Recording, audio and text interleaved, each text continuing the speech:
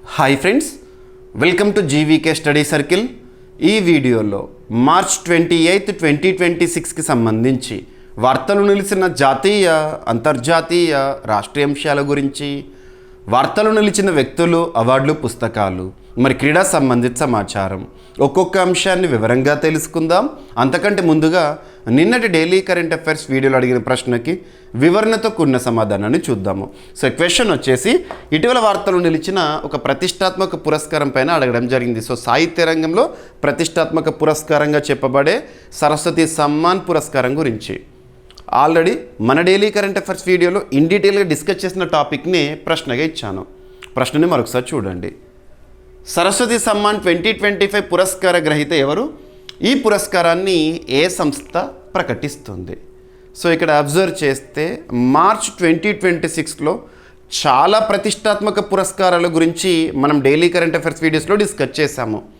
రంగాల వారీగా కూడా గుర్తుంచుకోండి. ఇక్కడ సాహిత్య రంగంలో ఇచ్చే ప్రతిష్టాత్మక పురస్కారం మన భారతదేశంలో జ్ఞానపీఠ పురస్కారం, సాహిత్య రంగంలోనే అత్యున్నత పురస్కారం.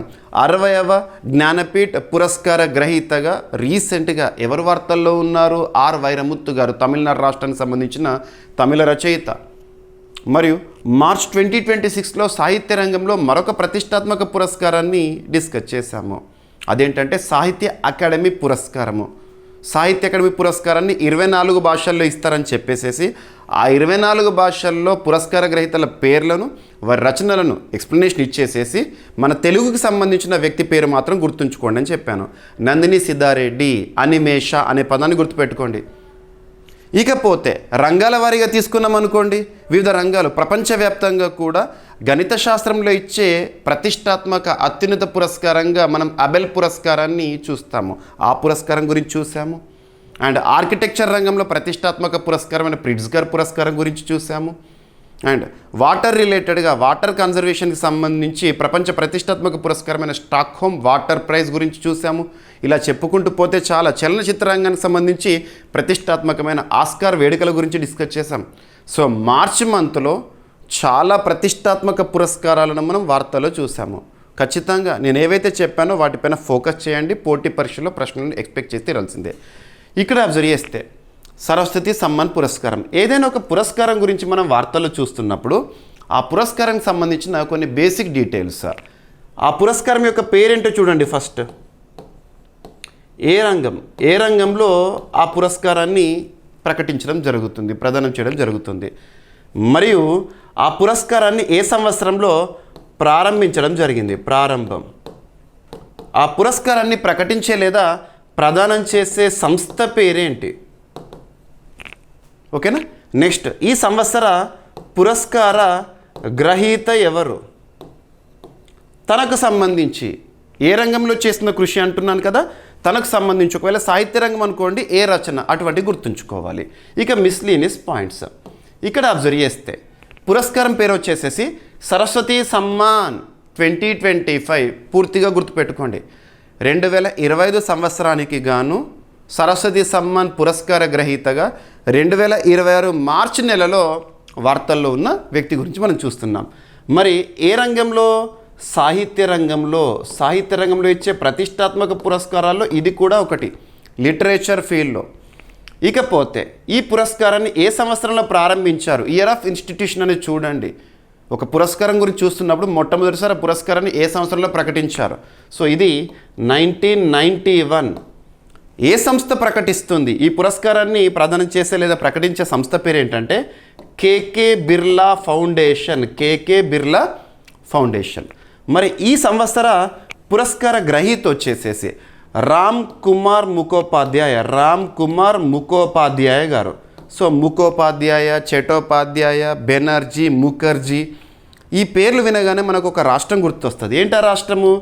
బెంగాలీ, అంటే వెస్ట్ బెంగాల్. గుర్తుంచుకోండి, బెంగాలీ భాషలో గుర్తింపు పొందిన రచయిత.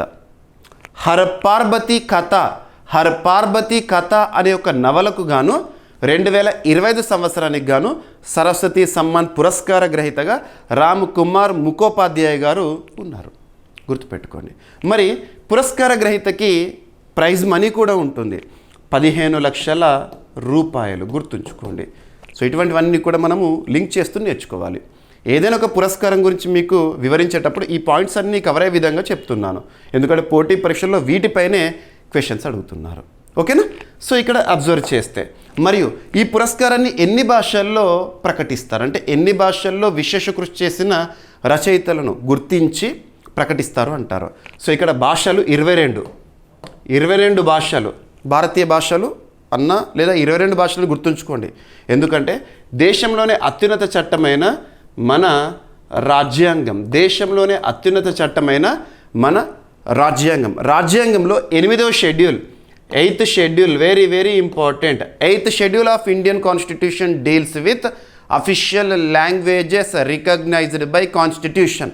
రాజ్యాంగం గుర్తించిన అధికారిక భాషల గురించి మనం రాజ్యాంగంలో 8వ షెడ్యూల్లో నేర్చుకుంటాం. రాజ్యాంగం అమల్లోకి వచ్చినప్పుడు అంటే 1950 జనవరి 26 రోజున మన రాజ్యాంగం అమల్లోకి వచ్చింది కదా, అప్పుడు 8వ షెడ్యూల్లో 14 భాషలు ఉండేవి. కానీ ప్రస్తుతం 8వ షెడ్యూల్లో ఎన్ని భాషలు అంటే 22 భాషలకు చేరింది సంఖ్య. ఆ 8 అడిషన్స్ ఎప్పుడు జరిగింది, ఏ అమెండ్మెంట్ ద్వారానూ కూడా గుర్తుపెట్టుకోవాలి. సో ఇక్కడ మీకు ఎక్స్ట్రా ఇన్ఫర్మేషన్కి ఇస్తున్నాను చూడండి. రాజ్యాంగం గుర్తించిన అధికారిక భాషలు 8వ షెడ్యూల్లో ఉంటాయి కదా, వాటి సింపుల్గా గుర్తుపెట్టుకోండి. మన సౌత్ ప్రాంతానికి సంబంధించి, మన భారతదేశంలో సౌత్ ప్రాంతానికి సంబంధించిన లాంగ్వేజెస్ సులభంగా గుర్తుంటాయి. అందులో మన పేరు గుర్తుంచుకోండి. ఫస్ట్ తెలుగు, తమిళ్, మలయాళము, కన్నడం. సింపుల్, 4 భాషలు అయిపోయినాయి. ఇక దేశమంతా కూడా గుర్తింపు పొందిన భాషలు సాంస్క్రిట్, ఉర్దూ, హిందీ.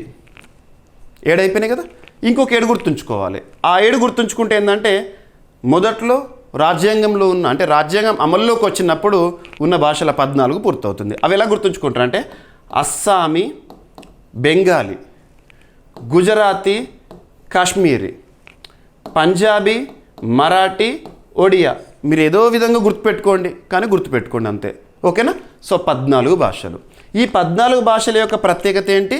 రాజ్యాంగం అమల్లోకి వచ్చినప్పుడు అంటే 1950 జనవరి 26 రోజున 8వ షెడ్యూల్లో ఉన్నాయి. సో మారుతున్న కాలానికి అనుగుణంగా ప్రతి వ్యవస్థలో కూడా మార్పులు రావాల్సిందే కదా. సో రాజ్యాంగంలోని 8వ షెడ్యూల్ కూడా మార్పుకు లోనైంది. రాజ్యాంగంలో మార్పు అంటే ఏంటి? సవరణ. సో ఇక్కడ అబ్జర్వ్ చేస్తే రాజ్యాంగంలో 15వ భాషగా, రాజ్యాంగంలోని 8వ షెడ్యూల్లో 15వ భాషగా ఏ భాషను చేర్చారు అంటే సింధీ భాష. సింధీ. మరి సింధీ భాషను చేర్చారు కాబట్టి ఏ రాజ్యాంగ సవరణ అంటారు? 21వ రాజ్యాంగ సవరణ చట్టం, ఇయర్ 1967. మీరు రాజ్యాంగం గురించి నేర్చుకునేటప్పుడు, రాజ్యాంగ సవరణ గుర్తుపెట్టుకునేటప్పుడు కన్సర్న్ ఇయర్ అనేది ఇంపార్టెంట్. ఇకపోతే 16, 17, 18 భాషలుగా మణిపురి, నేపాలీ, కొంకణి 3 భాషల్ని చేర్చారు. రాజ్యాంగ సవరణ కదా. ఏ రాజ్యాంగ సవరణ చట్టం అంటే 71వ రాజ్యాంగ సవరణ చట్టం, కన్సర్న్ ఇయర్ 1992. ఇకపోతే 22 వరకు రావాలి. సో 19, 20, 21, 22 ఈ భాషలు బోడో, డోగ్రీ, సంతాలి, మైథిలి 4 భాషలు. ఈ 4 భాషలని 92వ రాజ్యాంగ సవరణ చట్టం ద్వారా ఏ సంవత్సరం అంటే 2003 సంవత్సరంలో చేర్చారు. అలా 8వ షెడ్యూల్లో భాషల సంఖ్య ప్రస్తుతం 22కు చేరింది. ఈ 22 భాషల్లో విశేష కృషి చేసే రచయితలు ఉంటారు కదా, ఆథర్స్ ఉంటారు కదా, వాళ్ళను గుర్తించేసేసి ఏదో ఒక భాషకి కానీ ఒక సంవత్సరానికి గాను సరస్వతి సమ్మాన్ పురస్కారాన్ని ప్రకటిస్తారు. అలా ఈ సంవత్సరం బెంగాలీ రచయితకు వచ్చింది. అంటే ఈ సంవత్సరం 2026 సంవత్సరంలో వార్తల్లో ఉన్నారు. 2025 సంవత్సర పురస్కారాన్ని 2026 సంవత్సరంలో ప్రకటించారు. సేమ్ జ్ఞానపీఠ్ కూడా 2025 సంవత్సరానికి గాను ఈ సంవత్సరం ప్రకటన. అలాగా చూడాలి. ఓకేనా? సరిపోతుంది. సో ఇక్కడ మీరు గుర్తుపెట్టుకోవాల్సింది ఏంటంటే రామ్ కుమార్ ముఖోపాధ్యాయ గారు, తను బెంగాలీ భాషలో గుర్తింపు పొందిన వ్యక్తి. సో తను రాసిన నవల హర్ పార్వతీ కథ ఎనఫ్. ఏ భాష? బెంగాలీ.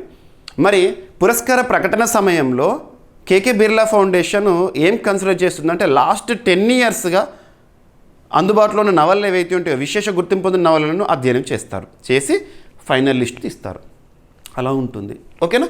ఎనఫ్. మీకు ఏదైతే నేను ఎక్స్ప్లెనేషన్ ఇచ్చానో అదంతా కూడా స్క్రిప్ట్లో ఉంటుంది. సో ఇక్కడ చూడండి, సరస్వతి సమ్మాన్ 2025కి ఎంపికైన బెంగాలీ నవల హర్ పార్వతీ కథ రచయిత వచ్చేసేసి రామ్ కుమార్ ముఖోపాధ్యాయ్ గారు. సరస్వతి సమ్మాన్ భారతదేశంలోని ప్రతిష్టాత్మక సాహిత్య పురస్కారాల్లో ఒకటి. ఈ పురస్కారాన్ని కేకే బిర్లా ఫౌండేషన్ 1991లో స్థాపించింది.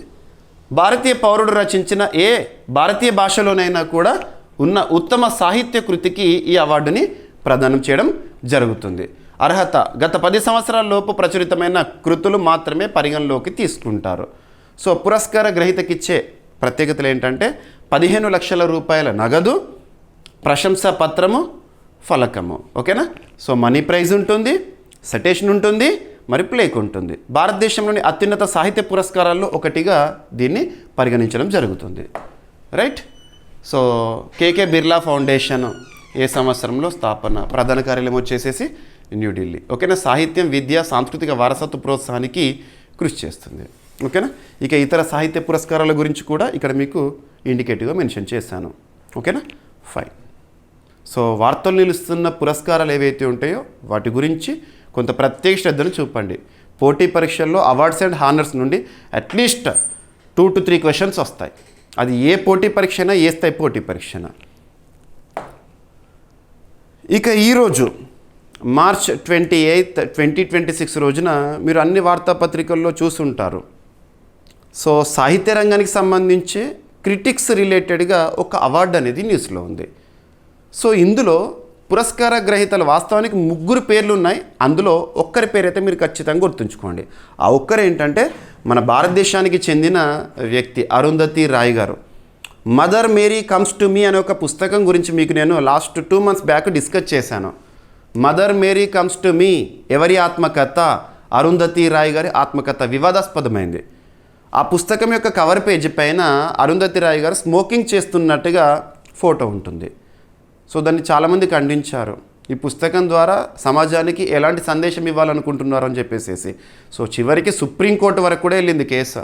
సుప్రీంకోర్టు ఏం చెప్పిందంటే పుస్తకాల రచన అనేది ఒక వ్యక్తికి సంబంధించిన భావ ప్రకటన స్వేచ్ఛ హక్కు. దానిపైన మేము ఇప్పుడు ఈ నిషేధము అనేది తీసుకోలేము, ఆ పుస్తకాన్ని నిషేధించలేము. కవర్ పేజీ పైన ఉన్నంత మాత్రాన పుస్తకంలో ఎక్కడ కూడా సమాజం పైన నెగిటివ్ ఇంపాక్ట్ చూపించే విధంగా ఆ రచన లేదు అని చెప్పేసి సుప్రీంకోర్టు తీర్పునిచ్చారు. సో తనకు క్లియరెన్స్ వచ్చింది. అలాంటివి చూసాం మనము. సో ఆ పుస్తకమే ఇప్పుడు మళ్ళీ న్యూస్లో ఉంది. ఇటీవల కాలంలో వివాదాస్పదమైన వార్తలు నిలుస్తున్న పుస్తకాలు ఏవైతే ఉంటే వాటిపైన ప్రత్యేక శ్రద్ధను చూపండి. ఇక రీసెంట్గా మనం చూసాము ఎంఎం నరవణే గారికి సంబంధించి 4 స్టార్స్ ఆఫ్ డెస్టినీ అని చెప్పేసి పార్లమెంట్ వేదికగానే వివాదాస్పదమైంది. 4 స్టార్స్ ఆఫ్ డెస్టినీ ఎవరి ఆత్మకథ? ఎంఎం నరవణే, మనోజ్ ముకుంద్ నరవణే. ఇటువంటి చూడండి, వివాదాస్పదమైన వార్తలు ఇచ్చిన వాటిపైన ఎక్కువగా ఫోకస్ చేస్తున్నారు ఎగ్జామినర్స్. సో ఇక్కడ అబ్జర్వ్ చేస్తే America national book critics circle award విజేతలుగా పేర్లు చెప్తాను, 3 పేర్లు చెప్తాను, గుర్తుపెట్టుకోండి. అందులో మన భారతదేశానికి చెందిన అరుంధతి రాయ్ ఇంపార్టెంట్. ఇంకొక పర్సన్ ఎవరంటే హాన్కాంగ్. తను సౌత్ కొరియా ఆథర్, దక్షిణ కొరియాకు సంబంధించి. మీరు తన పేరు వినగానే ఒక ఇయర్ గుర్తుకు రావాలి. 2024 సంవత్సరంలో నోబెల్ సాహిత్య పురస్కార గ్రహీత హాన్కాంగ్. ఓకేనా? సో ఇక్కడ అబ్జర్వ్ చేస్తే America national book critics Circle అవార్డుల్లో భారత రచయిత్రి అరుంధతి రాయ్ మరియు నోబెల్ పురస్కార గ్రహీత హాన్కాంగ్ విజేతలుగా నిలిచారు. హాన్కాంగ్ రచించిన పుస్తకం ఏంటంటే వి డు నాట్ పార్ట్ అనే ఒక నవల. ఎగ్జామినేషన్లో అడగవచ్చు. ఇటీవల America national book critics circle పురస్కార విజేతల్లో ఒకరైన హాన్కాంగ్ రచించిన ఆ నవల పేరేంటి అని అడుగుతారు. డేట్ గుర్తుపెట్టుకోండి. ఈ నవల సౌత్ కొరియాలో, ఎందుకంటే హాన్కాంగ్ సౌత్ కొరియన్ కదా. సో సౌత్ కొరియాలోని జెజు ద్వీపంలో 1948-49లో జరిగిన తిరుగుబాటును, వేలాది మంది మరణాలను చిత్రిస్తుందంటిది. ఇక ఫిక్షన్ కమిటీ అధ్యక్షురాలు హీథర్ స్కాట్ పార్కింగ్టన్ ఈ నవలను విషాదభరితమైన గొప్ప రచనగా అభివర్ణించారు. సో ప్రశంసలు వచ్చినాయి ప్రపంచవ్యాప్తంగా కూడా. ఇక మన భారతీయ రచయిత్రి అరుంధతి రాయ్ తన ఆత్మకథ రచన ఏంటది? Mother Mary comes to me. Very very very important. ఈసారి రానున్న పోటీ పరీక్షలో వస్తుంది బిట్. ఓకేనా? గుర్తుపెట్టుకోండి. ఇక ఇంకొక రచన అన్నాను కదా. సో కరెన్ హవో అనే ఒక రచయిత రచించిన Empire of AI Dreams and Nightmares in Sam Altman's Open AI అనే ఒక పుస్తకము కృత్రిమ మేధస్సు మరియు ఓపెన్ ఏఐపై విశ్లేషణాత్మక రచనగా ఎంపికైంది. ఓకేనా, ఇది విశ్లేషణాత్మక రచన అంతే, కానీ మెయిన్గా గుర్తుంచుకోవాల్సింది మాత్రం ఈ ఇద్దరికి సంబంధించి. ఓకేనా, సరిపోతుంది. ఇక ఎనఫ్. ఈ అవార్డులు ప్రపంచవ్యాప్తంగా ఫిక్షన్, నాన్ ఫిక్షన్ అండ్ స్మృతి గ్రంథాలు మరియు విమర్శ రచనలో విశిష్టతను గౌరవిస్తాయి. నేషనల్ బుక్ క్రిటిక్స్ సర్కిల్ అవార్డులు 1974లో స్థాపన. అమెరికా సంయుక్త రాష్ట్రాలు అంటే యునైటెడ్ స్టేట్స్ ఆఫ్ అమెరికా నుండి వచ్చే ఒక ప్రతిష్టాత్మక పురస్కారం ఇది, అంతర్జాతీయ స్థాయిలో గుర్తింపు. ఓకేనా, ఇక హాంకాంగ్ గురించి చెప్పాను కదా, రచయిత్రి తను సౌత్ కొరియన్. 2024 సంవత్సరంలో తను సాహిత్య రంగంలో నోబెల్ పురస్కార గ్రహీత. గతంలో తను చేసిన రచనలు the vegetarian, we do not part ఇటువంటివి. ఓకేనా, ఇక అరుంధతి రాయ్ భారతదేశానికి చెందినవారు, బుకర్ ప్రైజ్ విజేత 1997. The God of small things book ఎవరికి సంబంధించిన అప్పట్లో ప్రశ్న అడిగారు. ఇక కరెన్ హ్యావో ఆర్టిఫిషియల్ ఇంటెలిజెన్స్ సంబంధించిన ఒక పుస్తకం రాశారన్నాను కదా. సో కరెన్ హ్యావో కృత్రిమ మేధస్సు మరియు సాంకేతిక రంగంపై విశ్లేషణాత్మక రచయిత్రి తను. ఓకేనా, ఇక నెక్స్ట్ వచ్చేసేసి సూపర్లేటివ్ టాపిక్స్ చూద్దాము. మొట్టమొదటి, తొలి, అతి పెద్ద, అతి చిన్న, అతి పొడవైన ఇలాంటి ప్రత్యేక పదాలతో కూడిన కరెంట్ అఫైర్స్ని మనం సూపర్లేటివ్స్గా డిస్కస్ చేస్తున్నాం కరెంట్ అఫైర్స్లో భాగంగా. అండ్ పోటీ పరీక్షల్లో కూడా వీటిపైన రెగ్యులర్గా క్వశ్చన్స్ అడుగుతున్నారు. ఎలా అడుగుతున్నారు అంటే సింగిల్ లైన్లో అడుగుతున్నారు. సో ఇక్కడ భారతదేశంలోనే మొట్టమొదటిసారి ఎమ్మెల్యేల శాసన కార్యకలాపాల ట్రాకింగ్ వేదిక ఒక వెబ్సైట్ని రిలీజ్ చేశారు. సో MLAtrack.com అని చెప్పేసేసి. ఏ రాష్ట్ర ప్రభుత్వం అంటారు, ఏ రాష్ట్రానికి సంబంధించింది, కేరళ. సో ఇక్కడ అబ్జర్వ్ చేస్తే కేరళ ఇటీవల తరచూ వార్తల్లోకి వస్తుంది. ఏదైనా ఒక రాష్ట్రం కానీ దేశం కానీ రెగ్యులర్గా రిపీటెడ్గా వార్తల్లోకి వస్తున్నప్పుడు రీసెంట్గా మనం వాటికి సంబంధించి డిస్కస్ చేసిన ఏవైతే ఉంటే అవన్నీ కూడా గుర్తుకు రావాలి. కేరళ అనగానే మీకు ఏం గుర్తొస్తుంది చెప్పండి? భారతదేశంలోనే మొట్టమొదటి రాష్ట్రంగా రైట్ టు ఇంటర్నెట్ని ప్రాథమిక హక్కుగా గుర్తించిన రాష్ట్రం కేరళ. భారతదేశంలో 100% డిజిటల్ లిటరసీని సాధించిన మొట్టమొదటి రాష్ట్రం కేరళ. ఇక విద్య అంటే 100% కేరళ. ఇకపోతే రీసెంట్గా 2026 ఇయర్లో మనం చూసాము, భారతదేశంలో ఒక రాష్ట్ర ప్రభుత్వము అధికారిక సూక్ష్మజీవిని ప్రకటించడం, స్టేట్స్ అఫీషియల్ మైక్రోబ్గా బ్యాసిల్లస్ సబ్టిలిస్ని కేరళ రాష్ట్ర ప్రభుత్వం ప్రకటించింది. అలా స్టేట్స్ అఫీషియల్ మైక్రోబ్ని ప్రకటించడం అనేది దేశంలో మొదటిసారి. ఒక బ్యాక్టీరియాని ప్రకటించారు, యూస్ఫుల్ బ్యాక్టీరియా అలా. అండ్ ఇటీవల కాలంలో భారతదేశంలోనే మొట్టమొదటి గ్రాఫిన్ పాలసీ సంబంధిత అంశం, గ్రాఫిన్ పాలసీ ఒక విధానం గ్రాఫిన్ సంబంధించి కేరళ. భారతదేశంలో కాంప్రహెన్సివ్ అర్బన్ పాలసీని ప్రకటించిన మొట్టమొదటి రాష్ట్రం కేరళ. ఇలా లింక్ చేసుకుంటూ పోతే చాలా. అంతేందుకు మార్చ్ 2026లో కేరళ ఒక ప్రత్యేకమైన అంశంతో వార్తల్లోకి వచ్చింది. ఏ విషయంలో అంటే ఇక ఎన్నికలకు సిద్ధమైన రాష్ట్రము. కేంద్ర ఎన్నికల సంఘం ఎలక్షన్ కమిషన్ ఆఫ్ ఇండియా 4 రాష్ట్రాలకి, ఒక కేంద్రపాలిత ప్రాంతాలకి సార్వత్రిక ఎన్నికల షెడ్యూల్ని రిలీజ్ చేసింది కదా. సో ఇప్పుడు కేరళలో ఎన్నికలు జరగబోతున్నాయి, జనరల్ ఎలక్షన్స్ గుర్తుపెట్టుకోండి. ఓకేనా, కేరళలో ఎన్ని అసెంబ్లీ స్థానాలు? 140. గుర్తుపెట్టుకోండి. నేను ఏ రాష్ట్రాల్లో అయితే ఎన్నికలు జరుగుతాయో, ఏ రాష్ట్రాల్లో అయితే ఎన్నికలు జరిగినాయో అక్కడ అసెంబ్లీ స్థానాల సంఖ్య గురించి ఇటువంటివన్నీ కూడా లింక్ చేస్తున్నాను. ఒక టాపిక్లో భాగంగా పోటీ పరీక్షల్లో ఏ పాయింట్ నుండి అయితే క్వశ్చన్ అడిగే అవకాశం ఉంటుందో వాటన్నిటిని కూడా కవర్ చేస్తున్నాను టాపిక్లోనే. సో ఇక్కడ అబ్జర్వ్ చేస్తే కేరళ రాష్ట్రంలో ప్రస్తుతం కమ్యూనిస్టు ప్రభుత్వం ఉంది. పినరయ్ విజయన్ గారు ముఖ్యమంత్రిగా ఉన్నారు, గవర్నర్గా రాజేంద్ర అర్లేకర్ గారు. సో MLAtrack.com అంటే ఏంటంటే కేరళ రాష్ట్రంలో ఎమ్మెల్యేలు ఉంటారు కదా, శాసనసభ్యులు 140 మంది అన్నాను. సో వారికి సంబంధించి ఈ లాస్ట్ 5 ఇయర్స్ 2021, 2026 అన్నట్టు. ఎందుకంటే 5 ఏళ్ల కాల పరిమితి కదా. సో ఈ 5 ఏళ్లలో రాష్ట్రంలోని ఏ ఎమ్మెల్యే ఎటువంటి కార్యనిర్వహణ చేశాడు, తన పనితీరేంటి, శాసనసభలో తను అడిగిన ప్రశ్నలు ఏంటి, ఇటువంటి అన్నీ కూడా విశ్లేషణాత్మకంగా తను ప్రజలకు చేసిన పనులేంటి ఇవన్నీ కూడా ట్రాక్ చేయడం అన్నట్టు. సో అలాంటి ఒక అంశము కేరళకు సంబంధించి న్యూస్లో ఉంది. సో కేరళ రాష్ట్రం MLAtrack.com అనే భారతదేశంలోని తొలి ఎమ్మెల్యే శాసన కార్యకలాపాల ట్రాకింగ్ డిజిటల్ వేదికను ప్రారంభించింది. ఇది కేరళ శాసనసభ 2021-26 సభ్యుల పనితీరు మరియు శాసన కార్యకలాపంపై డేటాను అందించే ప్రజా డిజిటల్ డేటాబేస్. సో సింపుల్గా చెప్పాలంటే ప్రోగ్రెస్ కార్డ్ అన్నట్టు. మనం చిన్నప్పుడు కదా ఎగ్జామ్స్ రాసిన తర్వాత ప్రోగ్రెస్ రిపోర్ట్ వస్తుంది, అందులో మన యొక్క పనితీరు ఉంటుంది. సేమ్ ఇది కూడా అలాంటిదే, డిజిటల్ వేదిక. పబ్లిక్కి సంబంధించి పబ్లిక్ చూడొచ్చు ఇందులో ఏ ఎమ్మెల్యే పనితీరు ఎలా ఉంది. ఓటు వేసే ముందు ఇటువంటివి మనకు తెలియాలి. లక్ష్యం శాసన వ్యవహారాల్లో పారదర్శకత మరియు బాధ్యతాయుత పెంపు చేయడం మరియు ప్రజలు, పరిశోధకులు, మీడియా సంస్థలు ఎమ్మెల్యేల పనితీరును నిష్పాక్షికంగా విశ్లేషించేందుకు అవకాశం కల్పించడము. ఈ వేదికలో సమగ్ర ఎమ్మెల్యే ప్రొఫైల్స్ అందుబాటులో ఉంటాయి. వీటిలో బయోడేటా, హాజరు వివరాలు, నియోజకవర్గ పటాలు మరియు పాల్గొనటకు సంబంధించిన సమాచారం ఉంటుందంట. రైట్, సరిపోతుంది. సో కేరళ రాష్ట్రం క్యాపిటల్ ఈజ్ తిరువనంతపురము. ముఖ్యమంత్రి పినరయి విజయన్ గారు, గవర్నర్గా రాజేంద్ర విశ్వనాథ్ అర్లేకర్ గారు. ఇతనే తమిళనాడు రాష్ట్రానికి కూడా అదనపు బాధ్యతలు విధులు నిర్వర్తిస్తున్నారు గవర్నర్గా. సో కేరళ రాష్ట్ర ఏర్పాటు 1956. కేరళ శాసనసభలో 140 మంది సభ్యులు ఉంటారు. క్లియర్? సో ఈ విధంగా చూడండి ప్రతి పాయింట్ని కూడా. ఇక డిజిటల్ గవర్నెన్స్ కార్యక్రమాలు భారతదేశం అంటేనే డిజిటల్ రివల్యూషన్, డిజిటల్ ఇన్ఫ్రాస్ట్రక్చర్ ప్రపంచం మనల్ని చూసి నేర్చుకుంటుంది. సో డిజిటల్ ఇండియా కార్యక్రమం భారతదేశంలో 2015లో ప్రారంభమైంది. ఏ మంత్రిత్వ శాఖ పరిధిలో? Ministry of electronics and information technology. Concern మినిస్టర్గా ప్రస్తుతం ఎవరున్నారంటే అశ్విని కుమార్ వైష్ణవ్ గారు. నేషనల్ ఈ విధాన్ అప్లికేషన్ నేవా, శాసన ప్రక్రియల డిజిటలైజేషన్ సంబంధించి చూడండి. ఒక టాపిక్లో భాగంగా ఎంతవరకు వీలైతే అంతవరకు సమాచారాన్ని ఇస్తున్నాను. ఓకేనా? రైట్.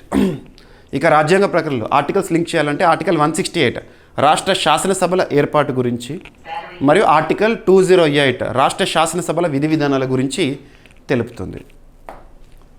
ఇక నెక్స్ట్ సూపర్లేటివ్ టాపిక్స్లో భాగంగానే లింక్ చేస్తున్నాను. మన ఆంధ్రప్రదేశ్ రాష్ట్రానికి సంబంధించి అభ్యర్థులకు ప్రతిసారి చెప్తున్నాను, మీరు ప్రతిరోజు కూడా మన డైలీ కరెంట్ అఫైర్స్ వీడియో చూడండి. మన CA 360 కోర్సులో సాయంత్రం 7 గంటల లోపే మీకు వీడియోని అందిస్తున్నాను. ప్రతి టాపిక్ని ఇన్ డీటెయిల్గా డిస్కస్ చేస్తున్నాను. ప్రతిరోజు చూడండి. సో ఇక్కడ అబ్జర్వ్ చేస్తే మన ఆంధ్రప్రదేశ్ రాష్ట్రంలో ఒక గ్రామము మొట్టమొదటి గ్రామంగా నిలిచింది. దేనికి సంబంధించి అంటే ISO సర్టిఫికేషన్. గతంలో ISO సర్టిఫికేషన్ అంటే మనం కేరళ గురించి చూసేవాళ్ళము. సో ఇప్పుడు మన ఆంధ్రప్రదేశ్ రాష్ట్రంలో మొట్టమొదటి గ్రామము లేదా గ్రామ పంచాయతీ అనుకోండి రావులపాలెము ISO సర్టిఫికేషన్ని పొందింది. ISO అంటే నాణ్యతకి సంబంధించి, నాణ్యతకు ఇచ్చే గుర్తింపు, అంతర్జాతీయ గుర్తింపు. సో ఇక్కడ అబ్జర్వ్ చేస్తే రావులపాలెం పంచాయతీకి ISO ధృవపత్రం అనేది, సో సర్టిఫికేట్ అనేది వచ్చింది. ఇప్పుడు మీరు ఫోకస్ చేయాల్సింది ఏంటంటే ఈ రావులపాలెం పంచాయతీ, గ్రామ పంచాయతీ ఎక్కడ ఉంది అంటే ఆంధ్రప్రదేశ్ రాష్ట్రంలోని కోనసీమ జిల్లాలో ఉంది. ఓకేనా? ఇక పంచాయతీల గురించి మీకు తెలుసు కదా, పార్ట్ 9 ఆఫ్ ఇండియన్ కాన్స్టిట్యూషన్ పంచాయతీల గురించి తెలుపుతుంది. 73rd కాన్స్టిట్యూషన్ అమెండ్మెంట్ 1992 అమల్లోకి వచ్చింది 1993 ఏప్రిల్ 24th. ఇవన్నీ లింక్ చేసుకోండి. ఆర్టికల్ 243A నుండి ఓ వరకు. ఓకేనా? So doctor BR Ambedkar Konaseema జిల్లాలోని రావులపాలెం పంచాయతీకి అంతర్జాతీయ ప్రమాణాల సంస్థ ఇంటర్నేషనల్ స్టాండర్డ్స్ ఆర్గనైజేషన్ ధృవపత్రం సర్టిఫికేట్ లభించింది. ఇది ఆంధ్రప్రదేశ్లో ISO ధృవపత్రం పొందిన తొలి గ్రామ పంచాయతీగా రికార్డు సృష్టించింది. అభ్యర్థులకు చెప్తున్నాను, ఏపీలో జాబ్ క్యాలెండర్ రిలీజ్ అయింది ఉగాది రోజున. ఏపీ రిలేటెడ్ పోటీ పరీక్షలు అంటే ఆంధ్రప్రదేశ్ రాష్ట్రంలో జరిగే ఏ పోటీ పరీక్షలైనా కూడా ఏపీ రిలేటెడ్గా మన రీజనల్ ఇష్యూస్ పైన ఎక్కువగా ప్రశ్నలు వస్తాయి. మీకు ప్రతి టాపిక్ కవర్ చేస్తున్నాను మన CA 360 కోర్సులో. నేను ఇచ్చిన టాపిక్స్ చూడండి, సరిపోతుంది. 100% కవర్ అవుతాయి. ఓకేనా? ఈ గుర్తింపు పంచాయతీ పరిపాలన, ప్రజాసేవల అందుబాటు, పారిశుద్ధ్యం మరియు పరిపాలన సామర్థ్యంలో అంతర్జాతీయ ప్రమాణాలను ప్రతిబింబిస్తుంది. సో ఇంటర్నేషనల్ స్టాండర్డ్స్ నాణ్యతకి ఇచ్చే ఒక గుర్తింపు ISO సర్టిఫికేషన్. కేరళ రాష్ట్రంలోని పంచాయతీలు ఎలాంటి ISO ధృవపత్రాలను ఇప్పటికే పొందినాయి. ఇప్పుడు మన ఆంధ్రప్రదేశ్లో ఈ పురస్కారం గ్రామీణాభివృద్ధి, పారదర్శకత మరియు సమర్థ పరిపాలనలో రావులపాలెం విశిష్టతను చాటుతుంది. రావులపాలెం గ్రామ పంచాయతీ ఇస్తున్న నాణ్యమైన సేవలు ప్రజలకి, గ్రామసభ నిర్వహణ కానివ్వండి, ఇవన్నీ కూడా. ఓకేనా? ఆంధ్రప్రదేశ్ రాష్ట్రంలో పంచాయతీరాజ్ శాఖ మంత్రిగా, ఉప ముఖ్యమంత్రిగా ఉన్న పవన్ కళ్యాణ్ గారు, గుర్తుపెట్టుకోండి. ఓకేనా? సో వికేంద్రీకృత పరిపాలన అంటే డీసెంట్రలైజేషన్ అంటే మనకు పంచాయతీరాజ్, స్థానిక ప్రభుత్వాలు ఇవి. ఇక international standards organisation ISO certification అన్నారు కదా.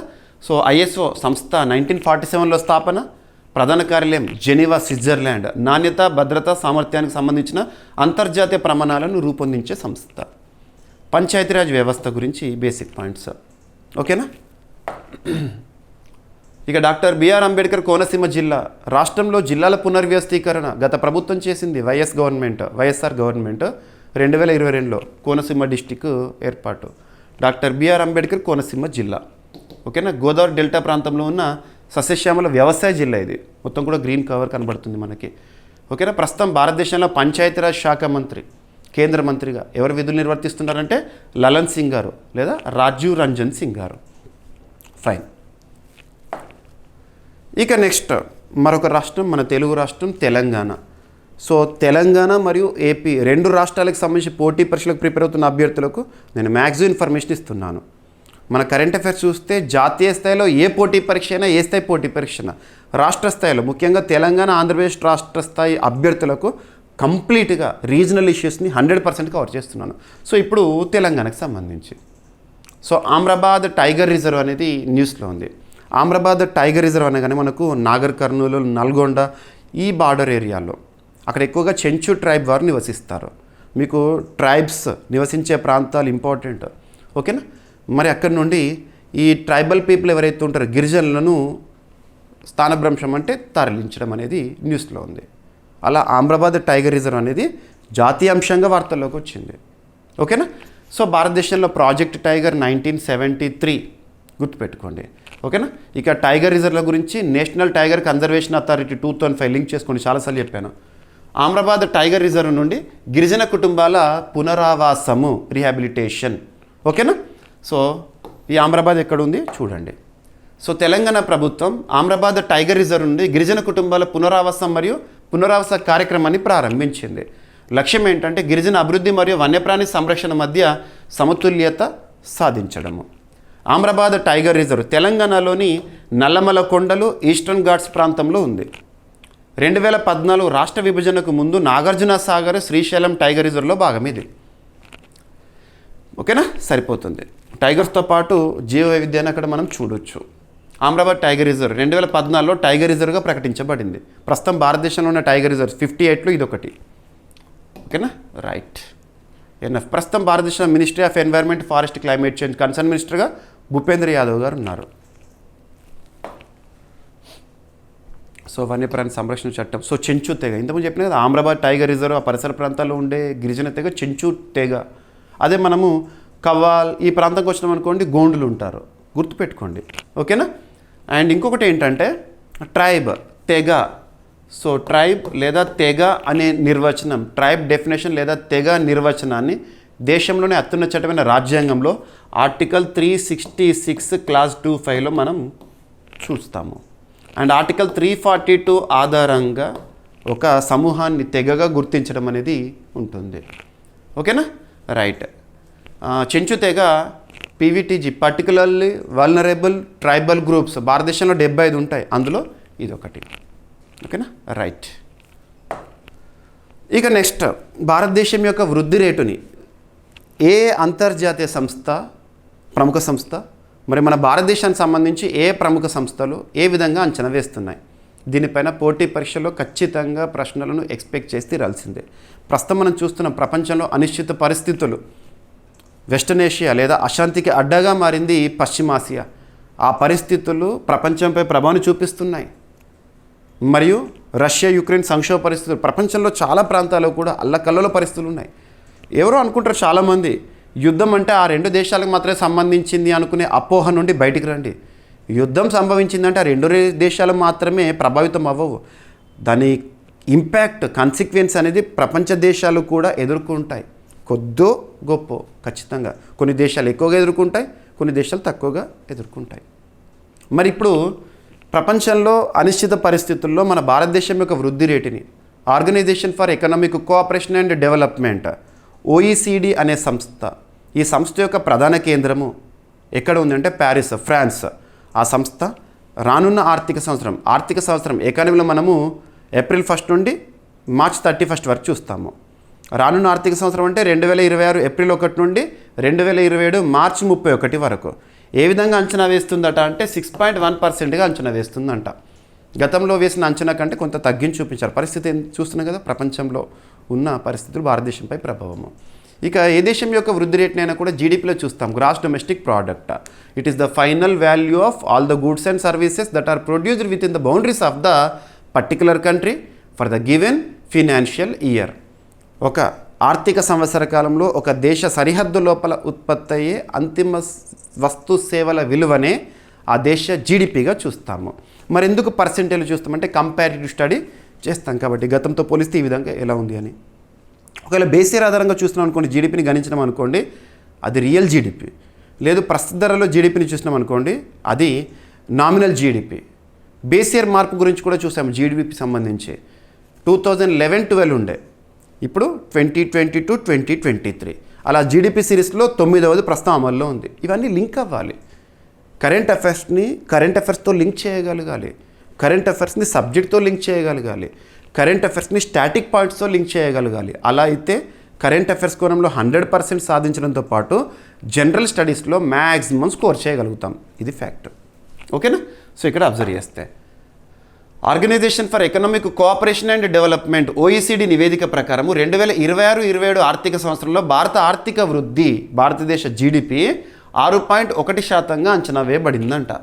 ఈ అంచనా భారత్ని ప్రపంచంలోని అత్యంత వేగంగా అభివృద్ధి చెందుతున్న ప్రధాన ఆర్థిక వ్యవస్థల్లో ఒకటిగా నిలబెడుతుంది. OECD ప్రపంచ ఆర్థిక వృద్ధిపై నివేదికలు, గణాంకాలు, విధాన విశ్లేషణలను ప్రచురిస్తుంది.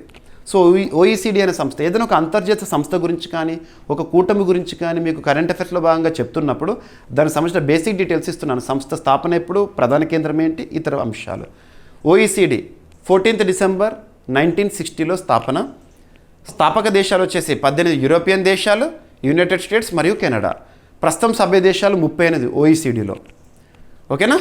రైట్. ప్రధాన కార్యాలయం ప్యారిస్.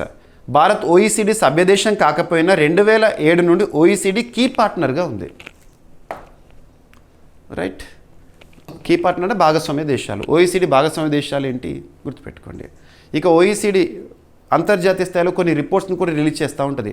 OECD ఎకనామిక్ అవుట్లుక్ అని, ఎడ్యుకేషన్ ఎట్ ఏ గ్లాన్స్ అని, PISA programme for international student assessment అని, గ్లోబల్ రెవెన్యూ స్టాటిస్టిక్స్ అని, ఇటువంటి నివేదికలు అంతర్జాతీయ స్థాయిలో కొన్ని ప్రముఖ సంస్థలు విడుదల చేసే నివేదికల పైన మనకు గ్రిప్ ఉండాలి. పోటీ పరీక్షల్లో వాటిపైన అడగవచ్చు. ఒకవేళ అడగకపోయినా కూడా మనం డిస్క్రిప్టివ్ ఆన్సర్ అప్పుడు గ్రూప్ 1 మెయిన్స్ కానివ్వండి, UPSC సివిల్ సర్వీసెస్ మెయిన్స్ ఎగ్జామినేషన్లో కానివ్వండి, డిస్క్రిప్టివ్ ఆన్సర్స్లో మనం కాంటెంపరీ డేటా ఇచ్చినాం అనుకోండి, ఎక్కువ మొత్తంలో మార్కులు వస్తాయి మనకి. ఓకేనా? ఇక నెక్స్ట్ రక్షణ రంగానికి సంబంధించి అభ్యర్థులకు నేను ప్రతిసారి చెప్తున్నాను, ప్రతిరోజు చెప్తున్నాను, ఏ పోటీ పరీక్ష అయినా, ఏ స్థాయి పోటీ పరీక్ష అయినా డిఫెన్స్ రిలేటెడ్గా మనం ఎక్కువ మొత్తంలో ప్రశ్నలను ఎక్స్పెక్ట్ చేసి తీరాల్సిందే. కారణం ఏంటంటే, ఒకరోజు న్యూస్ పేపర్ తీసుకోండి, ఉదాహరణకి ఈరోజు న్యూస్ పేపర్ తీసుకోండి, రక్షణ రంగానికి సంబంధించి 1 or 2 టాపిక్స్ మినిమం కనబడతాయి ప్రతిరోజు. అలాంటి టాపిక్స్ని డిఫెన్స్ రిలేటెడ్గా మనం 6 సెగ్మెంట్స్గా డిస్కస్ చేస్తున్నాం. రక్షణ రంగానికి సంబంధించి విన్యాసాలు, ఎక్సర్సైజెస్ ఇన్ న్యూస్గా, రిపోర్ట్స్ అంటే అంతర్జాతీయ స్థాయిలో రక్షణ రంగానికి సంబంధించి విడుదలవుతున్న నివేదికలు, ఉదాహరణకు SIPRI report, global fire power index ఇలాంటివి. నెక్స్ట్ వచ్చేసి దిగుమతులు, డిఫెన్స్ ఇంపోర్ట్స్, మన రక్షణ రంగ అవసరాలు తీర్చుకోవడంలో భాగంగా ఏ దేశం నుండి ఏం దిగుమతి చేసుకుంటున్నాము. నెక్స్ట్ వచ్చేసేసి డిఫెన్స్ MOUs, మన భారతదేశానికి సంబంధించి రక్షణ రంగ ఒప్పందాలు, మరియు డిఫెన్స్ అక్విజిషన్ కౌన్సిల్ ఇటీవల కాలంలో రక్షణ రంగ అవసరాలను దృష్టిలో ఉంచుకొని వేటికి ఆమోదం తెలిపింది. ఇక ఫైనల్గా మన భారతదేశంలో తయారవుతున్న రక్షణ రంగ ఉత్పత్తులు, డిఫెన్స్ ప్రొడక్షన్, ఇటువంటివి ఇంపార్టెంట్. ఇక డిఫెన్స్ అక్విజిషన్ కౌన్సిల్కి ఎక్స్ అఫిషియో చైర్మన్గా ఎవరు ఉంటారంటే రక్షణ శాఖ మంత్రి ఉంటారు. ప్రస్తుతం మన భారతదేశ రక్షణ శాఖ మంత్రిగా రాజ్నాథ్ సింగ్ గారు ఉన్నారు. ఇటీవల మనం బడ్జెట్ కేటాయింపులో రక్షణ రంగానికి పెద్దపీట అని చెప్పేసి మనం చూసాము. సో ఇక్కడ అబ్జర్వ్ చేస్తే డిఫెన్స్ అక్విజిషన్ కౌన్సిల్ ఆమోదముద్ర వేసింది రక్షణ రంగ అవసరాల భాగంగా కొన్ని ఉత్పత్తులను మనం దిగుమతి చేసుకోవడానికి, పొందడానికి. అందులో చూద్దాం. సో S-400 మన భారతదేశంలో రక్షణ రంగ దిగుమతులు చాలా ఉంటాయి. ఉదాహరణకి చెప్పాలంటే అమెరికా నుండి, అగ్రదేశం అమెరికా నుండి Poseidon 8I, Apache, Chinook, MS-60 Romeo helicopters లాంటివి కానివ్వండి. అదే ఫ్రాన్స్ దేశం నుండి దసో ఏవియేషన్ సంస్థ తయారు చేస్తున్న రఫేల్ యుద్ధ విమానాలు, మిరాజ్ 2000 యుద్ధ విమానాలు కానివ్వండి. ఇక స్పెయిన్ నుండి C-295 విమానాలు కానివ్వండి. ఇజ్రాయెల్ నుండి హెరాన్ డ్రోన్స్, స్కై స్ట్రైకర్స్ లేదా suicide drones, Negev light machine guns అలా. ఇక రష్యా, మన లార్జెస్ట్ డిఫెన్స్ పార్ట్నర్ ఎవరంటే రష్యా. అంటే భారతదేశం అత్యధికంగా రక్షణ రంగ ఉత్పత్తులను ఏ దేశం నుండి దిగుమతి చేసుకుంటుంది అంటే రష్యా నుండి. బ్రాహ్మోస్ అంటే భారత రష్యా సంయుక్తంగా తయారు చేసిన మిసైల్స్. ఇక AK రైఫిల్స్ కానివ్వండి, సుకోయ్ యుద్ధ విమానాలు కానివ్వండి, ఇటువంటివన్నీ రష్యా నుండి. ఇక S-400 మిసైల్ సిస్టమ్ ఏ దేశంలో మనం రష్యా నుండి దిగుమతి చేసుకున్నాం, మన రక్షణ కవచము. సో ఇప్పుడు చూద్దాము, టాపిక్లోకి వెళ్దాము. భారత సైనిక దళాల బలాన్ని, అంటే మనకు త్రివిధ దళాలు ఉన్నాయి కదా, army, air force, navy. Army చీఫ్గా ఉపేంద్ర ద్వివేది గారు ఉన్నారు. ఎయిర్ ఫోర్స్ చీఫ్గా ఎయిర్ మార్షల్ ఏపీ సింగ్ గారు ఉన్నారు. నేవీ చీఫ్గా దినేష్ కే త్రిపాఠి గారు ఉన్నారు, గుర్తుపెట్టుకోండి. ఓకేనా. ఇక సిడిఎస్గా అనిల్ చౌహాన్ గారు. భారత సైనిక దళాల బలాన్ని పెంచేందుకు రక్షణ కొనుగోళ్ల మండలి, అంటే డిఫెన్స్ అక్విజిషన్ కౌన్సిల్, రక్షణ శాఖ మంత్రి రాజ్నాథ్ సింగ్ గారి అధ్యక్షతన 2.38 లక్షల కోట్ల రూపాయల విలువైన ఆయుధ కొనుగోళ్లకు ఆమోదం తెలిపింది. రష్యా నుంచి 5 అదనపు S-400 ట్రంప్ దీర్ఘశ్రేణి గగనతల రక్షణ వ్యవస్థల కొనుగోలుకు green signal. S-400 missile system అని గుర్తుపెట్టుకోండి. మిసైల్ సిస్టమ్ అంటే ఏదో మిసైల్ లాంచర్ కాదు. ఏదైనా శత్రు దేశం నుండి వచ్చే మిసైల్స్ కానివ్వండి, అన్మాన్డ్ ఎయిర్ వెహికల్స్ కానివ్వండి, వాటిని పేల్చేస్తుంది గాల్లోనే. ఓకేనా. మరియు దాంతోపాటు C-130J లాక్హీడ్ మార్టిన్, అంటే అమెరికా నుండి తయారయ్యేది. ఇక KC-390 ఎంబ్రేసర్, A-400M ఎయిర్ బస్ నుండి ఇవన్నీ కూడా కొనుగోలు చేయడానికి ఆమోద ముద్ర వేశారు. అన్నిటికంటే ఇంపార్టెంట్ S-400 మిసైల్ సిస్టమ్.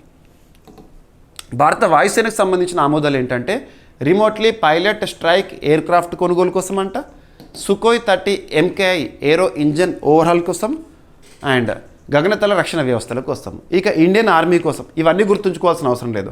ఇక్కడ వాల్యూ గుర్తుంచుకోండి. 2.38 లక్షల కోట్ల రూపాయల విలువైన రక్షణ రంగ ఉత్పత్తులను కొనుగోలు చేయడానికి ఆమోద ముద్ర. ఎందుకంటే భారతదేశంలో రక్షణ రంగానికి సంబంధించి కొనుగోలు చేయాలంటే డిఫెన్స్ అక్విజిషన్ కౌన్సిల్ నుండి ఆమోదం దక్కాలి ఫస్ట్. అలా త్రివిధ దళాలకు కావాల్సిన సామాగ్రిని కొనుగోలు చేయడం అన్నట్టు. ఓకేనా. Okay. So defence acquisition council 2001 సంవత్సరంలో స్థాపన. రక్షణ మంత్రిత్వ శాఖ ఆధీనంలో పనిచేస్తుంది. ఎక్స్ అఫిషియో చైర్మన్ ఎవరు ఉంటారంటే రక్షణ శాఖ మంత్రి. ఓకేనా. S-400 missile system. So Almaz అంటే సంస్థ తయారు చేసిన రష్యాకి సంబంధించి గరిష్ట పరిధి 400 కిలోమీటర్లు. ఓకేనా. రైట్.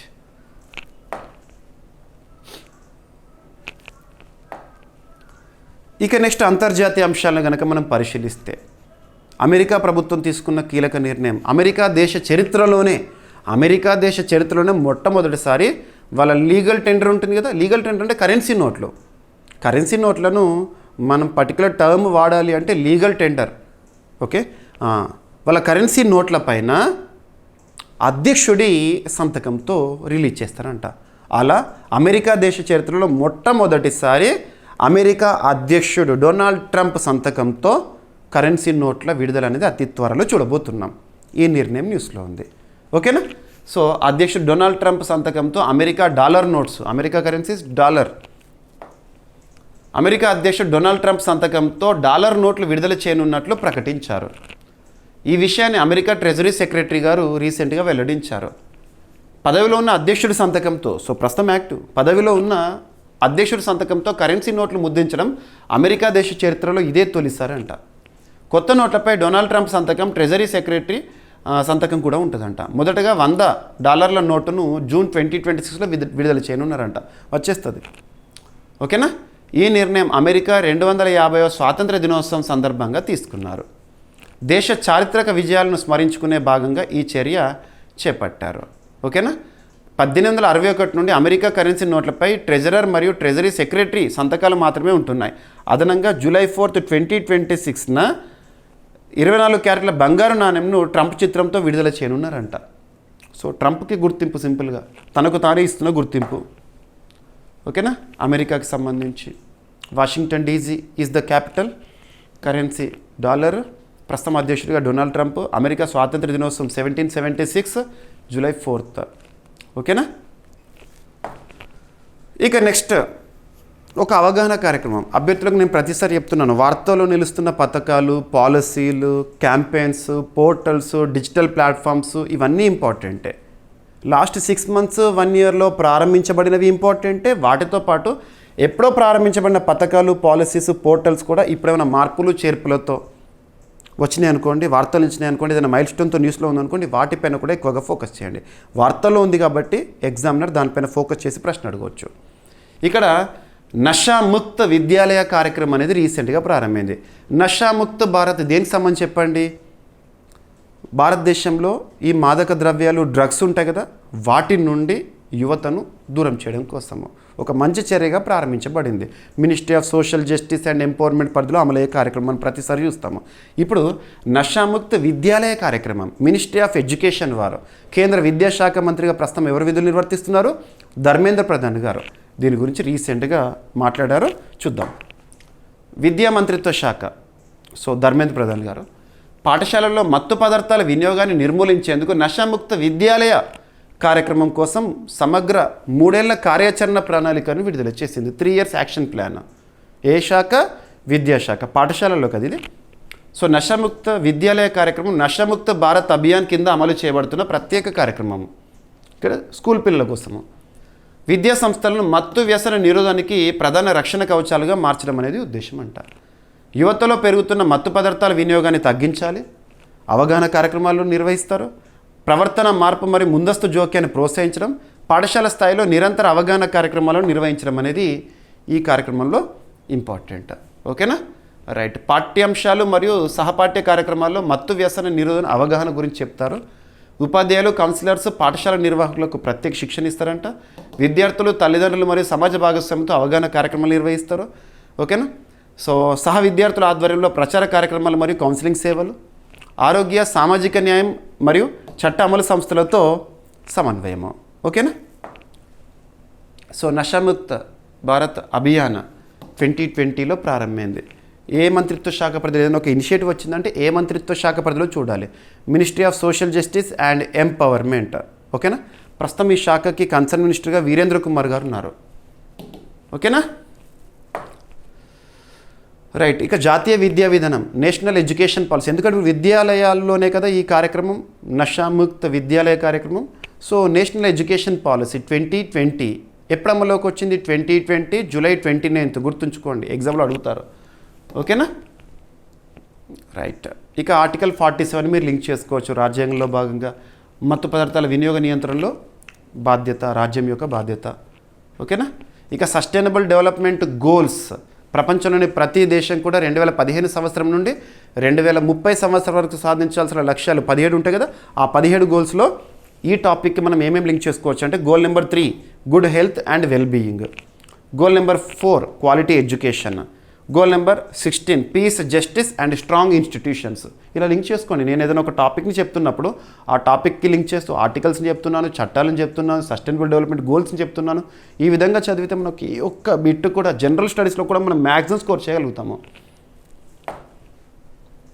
ఇక నెక్స్ట్, వార్తలు నిలిచిన ఒప్పందము. ఏదైనా ఒక ఒప్పందం గురించి మనం వార్తలో చూస్తున్నప్పుడు ఆ ఒప్పందానికి సంబంధించి కొన్ని బేసిక్ పాయింట్స్ చూడండి. ఎంఓకి సంబంధించి ఆ ఒప్పందంలో పార్టిసిపెంట్స్ ఎవరు, అంటే ఎవరెవరి మధ్య ఒప్పందం కుదిరింది, ఒప్పందం యొక్క ఉద్దేశం ఏంటి, ఎనఫ్. సో ఇక్కడ చూడండి, భాషిని అనగానే మనకి గుర్తు రావాలి లాంగ్వేజ్. భాషిని అనేది ఏ మంత్రిత్వ శాఖ పరిధిలో అమలవుతుంది చెప్పండి? Ministry of electronics and information technology. Concern మినిస్టర్గా ప్రస్తుతం ఎవరున్నారు? అశ్విని కుమార్ వైష్ణవ్ గారు. నెక్స్ట్ ఇంకొకటి ఏంటి? PFRDA. భారతదేశంలో కొన్ని రెగ్యులేటరీ బాడీస్ ఉంటాయి, అంటే నియంత్రణ సంస్థలు. ఉదాహరణకు బ్యాంకింగ్ రంగానికి సంబంధించిన రెగ్యులేటరీ బాడీ ఏదంటే RBI, బీమా రంగం ఏది అంటే IRDI, stock market share market అంటే SEBI, టెలికాం రంగం అంటే ట్రాయ్. అలా PFRDA అనేది పెన్షన్ రంగానికి సంబంధించి పెన్షనర్స్ వాళ్ళకు ఉంటారు, వాళ్ళకి సంబంధించిన PFRDA. ఓకేనా? బహుభాషా పెన్షన్ సేవల కోసం ఒప్పందం అనేది జరిగింది. ఓకేనా? Bhashini PFRDA MOU to make pension services multi lingual and inclusive. సమ్మిళితంగా అందరికీ అందుబాటులో ఉండే విధంగా భాషా సహాయం కోసం ఉద్దేశించబడిన ఒప్పందము. 2026 మార్చి 25న ministry of electronics and information technology పరిధిలోని భాషిని విభాగం మరియు ఆర్థిక మంత్రిత్వ శాఖలోని pension fund regulatory and development authority మధ్య అవగాహన ఒప్పందం కుదిరింది. ఒప్పందంలో భాగస్వాములు నోడల్ మినిస్ట్రీస్ ఏంటో కూడా చెప్పాను. ఈ ఒప్పందం భాషిని ఫర్ సేవా సంచాలన్ కార్యక్రమం కింద కుదిరిందంట. లక్ష్యం ఏంటంటే దేశవ్యాప్తంగా పెన్షన్ సేవలకు బహుభాషా ప్రాఖ్యతను కల్పించడము. ఈ కార్యక్రమం ద్వారా భారత రాజ్యాంగంలోని 8వ షెడ్యూల్లో పేర్కొన్న 22 భాషలు, మీకు ఇందాక చెప్పాను కదా, 22 భాషల్లో PFRDA వేదికలపై సేవలు అందుబాటులోకి వస్తాయి. ఓకేనా? రైట్. డిజిటల్ పబ్లిక్ ఇన్ఫ్రాస్ట్రక్చర్ భాషిని అనేది. ఇక సో సరిపోతుంది. డిజిటల్ ఇండియా కార్యక్రమం 2015 సంవత్సరంలో. ఇక pension fund regulatory and development authority చట్టబద్ధము. సో స్థాపన 2003 సంవత్సరము, చట్టం వచ్చేసి 2013, ప్రధాన కార్యాలయం వచ్చేసి న్యూఢిల్లీ. ఓకేనా. నేషనల్ పెన్షన్ సిస్టమ్ 2004 సంవత్సరంలో ప్రారంభమైంది. 2009లో అన్ని పౌరులకు విస్తరణ. ఇక రాజ్యాంగ భాషా నిబంధనలు కనుక చూస్తే రాజ్యాంగంలో ఆర్టికల్ 343 నుండి 351 వరకు లాంగ్వేజెస్ రిలేటెడ్గా మనం నేర్చుకుంటాము. ఇక నెక్స్ట్ ఎన్వైర్న్మెంట్ రిలేటెడ్గా ఒక అప్డేట్. 2025లో భారత కార్బన్ ఉద్గారాల వృద్ధి రేటు తగ్గుదలనట. సో కార్బన్ ఎమిషన్స్ ఏవైతే ఉంటే తగ్గిందంట. మంచిది. తగ్గిందంటే మనం సంతోషపడాలి, పెరిగిందంటే బాధపడాలి. సో 2025లో భారత కార్బన్ ఉద్గారాల వృద్ధి రేటు గత 2 దశాబ్దాల్లోనే అత్యల్ప స్థాయికి తగ్గింది. ఎస్, గత 2 దశాబ్దాల్లోనే అంటే లాస్ట్ 20 ఇయర్స్లోనే. 2020 కోవిడ్ సంవత్సరాన్ని మినహాయించి ఈ వివరాలను centre for research on energy and clean air తన నివేదికలో వెల్లడించింది. 2020 కోవిడ్ ఇయర్ అప్పుడు మనం చూస్తాం 2020, 2021 అప్పుడు కార్బన్ ఎమిషన్స్ తక్కువగా ఉండే. ఎందుకంటే లాక్డౌన్ పరిస్థితులు అందరం ఇంటికే పరిమితం అయ్యాము. వాహనాలు రాకపోకలు కానీ ఎమిషన్స్ అనేవి తక్కువగా ఉన్నాయి, ఇవన్నీ కదా. సో దాన్ని కూడా మించి 2020 సంవత్సరంలో కార్బన్ ఎమిషన్స్ తగ్గినాయంట. అంటే ప్రభుత్వం తీసుకుంటున్న అద్భుతమైన చర్యలు ఫలితాన్ని ఇస్తున్నాయి. 2025 ద్వితీయార్థంలో కార్బన్ ఉద్గారాల పెరుగుదల 0.5%, సంవత్సరం మొత్తం మీద 0.7%గా నమోదైంది. 2021 తర్వాత నమోదైన అతి తక్కువ వార్షిక వృద్ధి ఇది. కార్బన్ ఎమిషన్స్ తగ్గడం అనేది మనం సంతోషపడాల్సిన విషయము. ప్రధాన కారణాలు ఏంటంటే పునరుత్పాదక ఇంధన సామర్థ్యాల రికార్డు స్థాయి పెరుగుదల. ప్రస్తుతం ప్రపంచమంతా కూడా గ్రీన్ ఎనర్జీ, క్లీన్ ఎనర్జీ లేదా రెన్యూవబుల్ ఎనర్జీ వైపు పయనిస్తుంది. ఎమిషన్స్ తగ్గుతున్నాయి. మనమే చూడండి, ఎలక్ట్రిక్ వెహికల్స్ యూసేజ్ అనేది పెరుగుతుంది. విద్యుత్ డిమాండ్ తగ్గుదల. ఎందుకంటే సౌరశక్తిని మనం మెయిన్గా తీసుకుంటున్నాం ఇప్పుడు. ఇంధన వినియోగ సామర్థ్యం మెరుగుదల. విద్యుత్ ఉత్పత్తి రంగంలో ఉద్గారాలు 3.8% తగ్గినాయంట. ఓకేనా. థర్మల్ పవర్ ప్లాంట్లో దిగుమతి బొగ్గు వినియోగం 20% తగ్గింది. ఇంధన రంగంలో ఉద్గారాలు తగ్గినప్పటికీ ఉక్కు మరియు సిమెంట్ ఉత్పత్తి పెరుగుదల కారణంగా మొత్తం ఉద్గారాలు స్వల్పంగా పెరిగాయి. ఈ ధోరణి భారతదేశం పరిశుభ్రమైన శక్తి మార్గంలోకి మారుతున్నదని సూచిస్తుంది. గ్రీన్ ఎనర్జీ, క్లీన్ ఎనర్జీ వైపు భారతదేశం ఎకనామిక్ డెవలప్మెంట్లో ఇది ఇంపార్టెంట్. ఓకేనా. మరి ఏ సంస్థ రిలీజ్ చేసింది గణాంకాలని? CRE అంటే centre for research on energy and clean air అనే సంస్థ 2019 సంవత్సరంలో స్థాపన. అది హెల్సింకి అంటే ఫిన్లాండ్ కేంద్రంగా పనిచేస్తుంది. వాయు కాలుష్యం మరియు శక్తి మార్పులపై పరిశోధనలు నిర్వహిస్తుంది.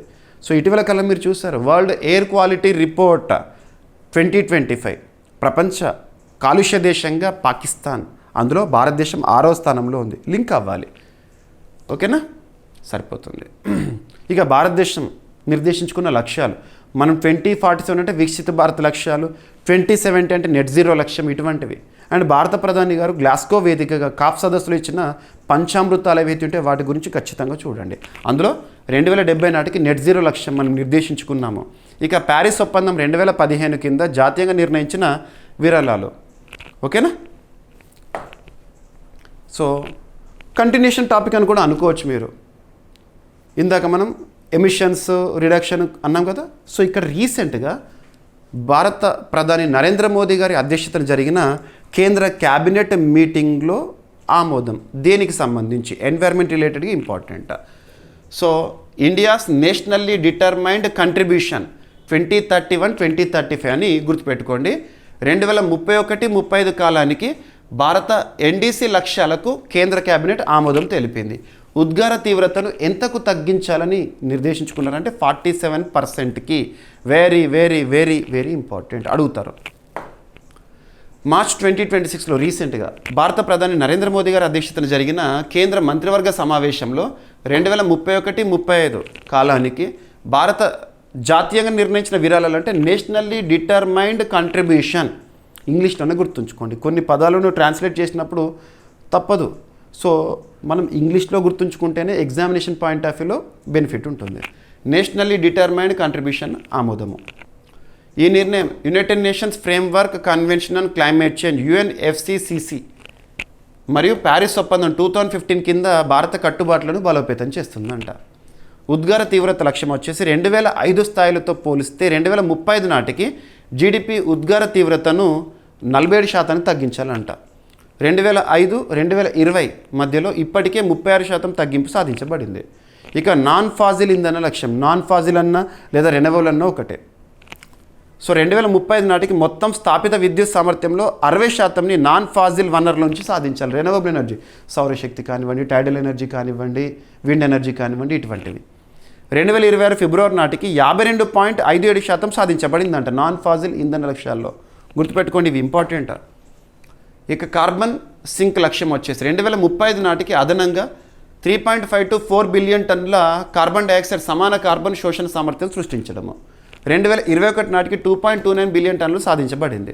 ఈ లక్ష్యాలు 2070 నాటికి నెట్ జీరో సాధించాలన్న భారత దీర్ఘకాల లక్ష్యానికి అనుగుణం అంట.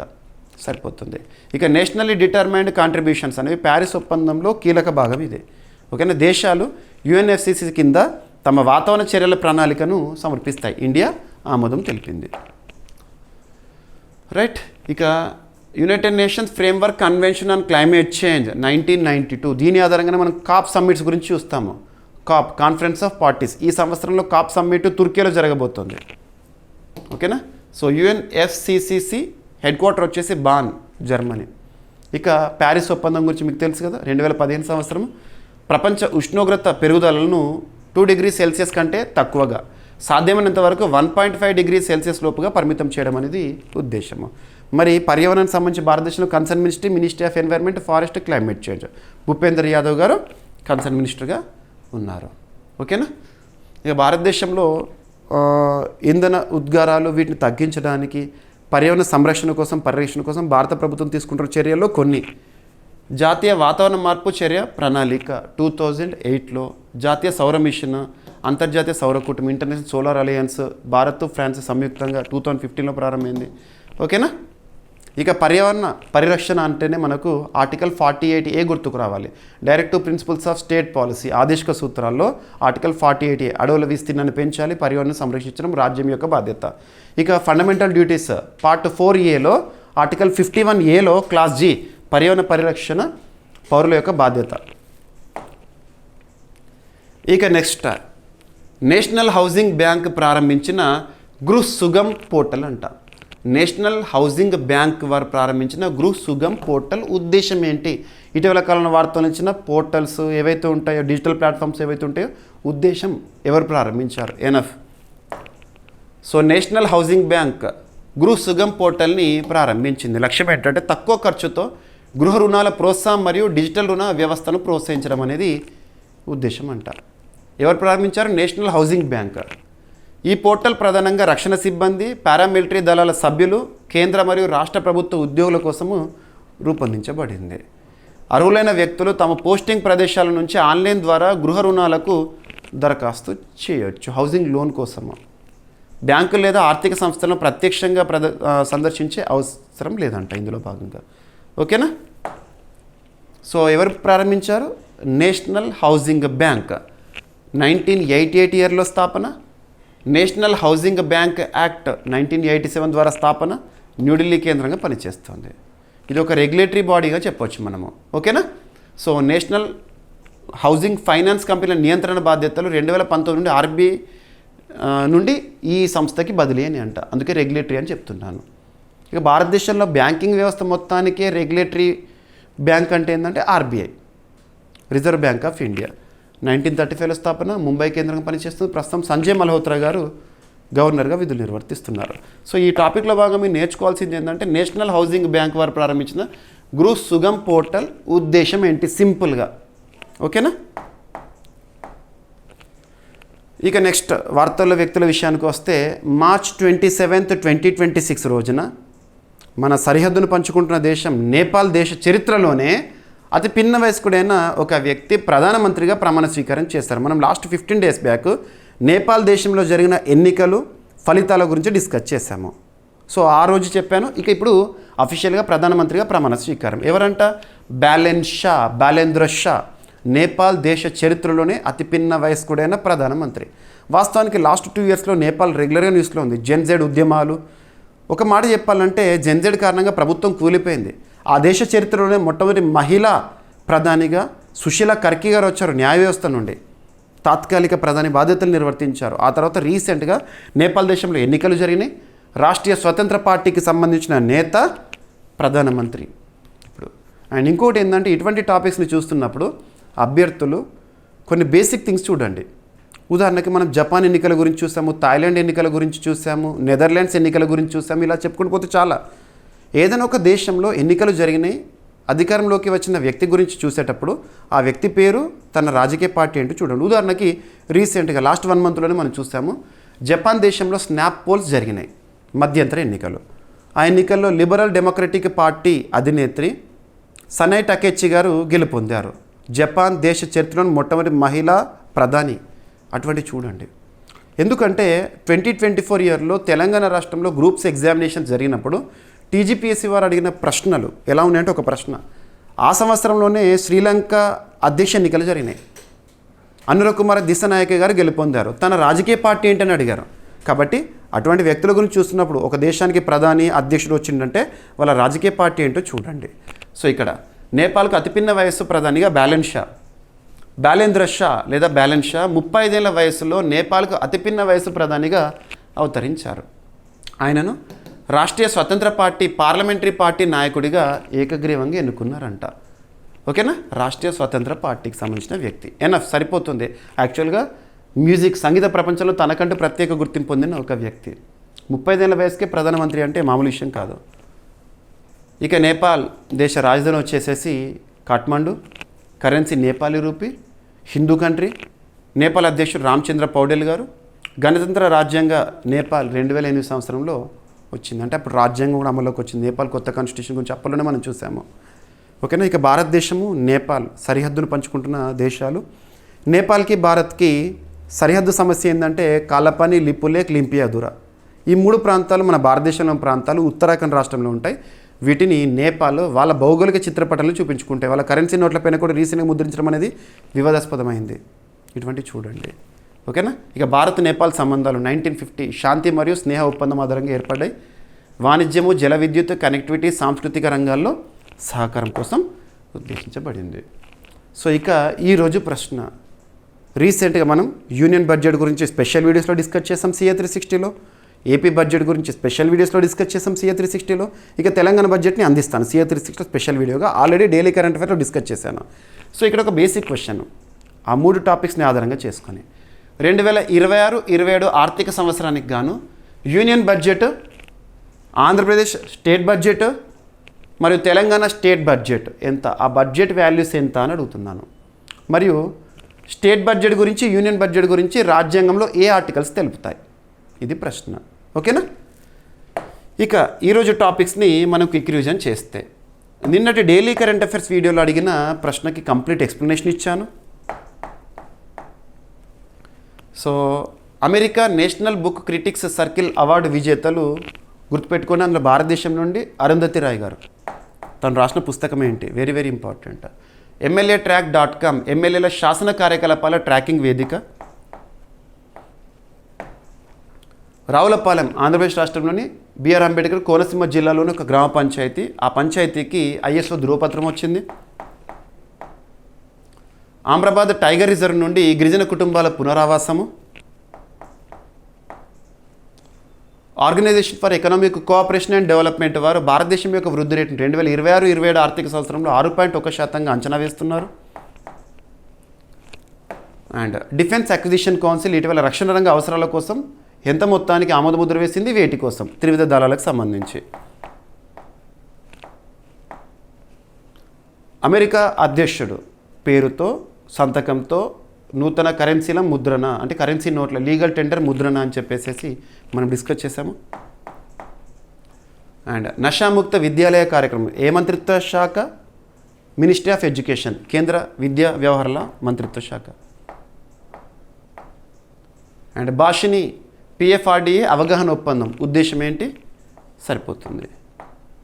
నెక్స్ట్ 2025లో భారత కర్బన ఉద్గారాల వృద్ధి రేటు భారీగా తగ్గిందంట. ఈవెన్ కరోనా కోవిడ్ కాలంతో పోలిస్తే కూడా తగ్గుముఖం. కారణాలు ఏంటో కూడా చెప్పాను. అండ్ 2031 2035 కాలానికి భారత ఎన్డీసీ లక్ష్యాలకు ఆమోదము. నేషనల్లీ డిటర్మైన్డ్ కాంట్రిబ్యూషన్ 2031-35 గుర్తుపెట్టుకున్న టార్గెట్స్. ఇక నేషనల్ హౌసింగ్ బ్యాంక్ ప్రారంభించిన గృహ్ సుగమ్ పోర్టల్. ఇక నేపాల్కి అతిపిన్న వయసు ప్రధానిగా బ్యాలెన్స్ షే గారు మనం మార్చ్ 27, 2026 రోజున ప్రమాణ స్వీకారం చేశారు.